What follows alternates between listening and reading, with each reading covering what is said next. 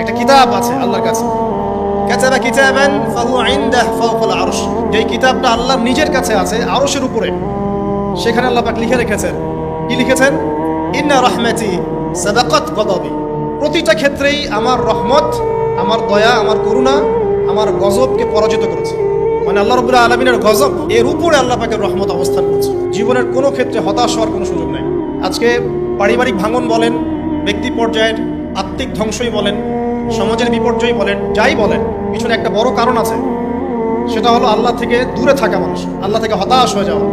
আর এই কাজটা শয়তান করিয়েছে মানুষকে আল্লাহ থেকে দূরে সরানোর জন্য। আল্লাহ রাব্বুল আলামিনের কাছে কেউ যদি যেতে চায়, মন থেকে যদি আল্লাহকে একটা বারও ডাকে, আল্লাহ তবে এক ডাকের মাধ্যমেও তার গুনাহ মাফ করতে পারে।